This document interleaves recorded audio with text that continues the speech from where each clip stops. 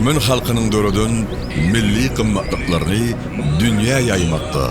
Ägir ulu işler bitirýän, arkadagly gahrman serdarymyz Oğuz nesliniň sadyk dosty, Türkmen alawaýynyň şan şöhratyny barhaba geldi. Türkmen Alawaý itler Assosiasiýasynyň başlygy, Türkmenistanyň at galanan içşinasy, hormatly prezidentimiz bir karar watanymyzyň bagtyar nesillerini, milli mirasymyzyň ajaýyp nusgalaryny süýgüni hasy ösdürmekde iňen köp tagallar edýär. Bu urda gahrman arkadamyzyň parasatly başlanýşlary binýatlyk ýol bolup durýar. Daşky görnüşini we täsin häsiýetini saklap galan zeminiň iň gadymy jandarlarynyň biri Alawaý. Urt, Ut, Äpet, Köpek, Aziýaly atlary bilen dürli taryhy çeşmelerde mertligiň, wepadarlygyň, paýhaslygyň, çydamlylygyň nişan hökmüne häsiýetlendirilen Türkmen Alawaý gadymy halkymyzyň dünýä medeniýetine beren täsin gymmatlygydyr. Şuňky Alawaýlaryň pederleri ojagyň mukaddesligini, çopanyň janyny hem malyny goran gerçeklerdir. Ol bu hem şeýle.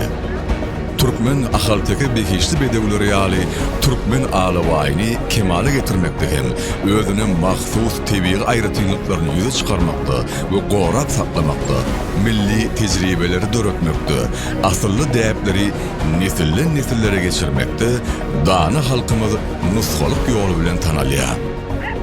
Agras Türkmeniň perzendine beren edebi Alawaýyň nazaryny ýaşaýar. Türkmeniň ruhy dünýäsiň agramy, goýaky Alawaýyň sirden hem sallamly keşfine misaly onuň durky, tutuş hüý häsiýeti altyn çägeli, deňizli derýaly, alanly hem jeňelli Türkmen topragynyň bütüri keşfini döredýär. Bugun Türkmen Alawaýynyň keşfi paýtagtyň bedegi. Bugun Türkmen Alawaýynyň şany dünýä dolýar. Ýazylýan diwanlar, taripnamalar, öwrenilýän ilmler gadymy Türkmen halkynyň iň gowy kazananlaryny dawalandyrýar.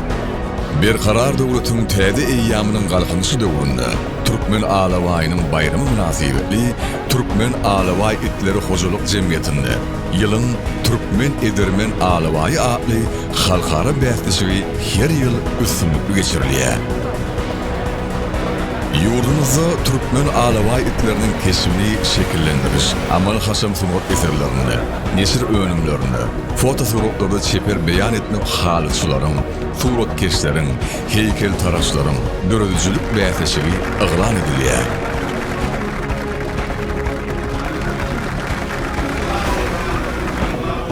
Ata-babalarymyzyň döreden, asyrlaryň dowamyny beýgelden gymmatlyklaryny dowam etmek döwrümizin beýik görülgesidir. Ajaýyp başlangyçlaryň sakasyna duran gahrman arkadagly gahrman serdarymyza tükenmez rowaşlyklary arzu edýäs.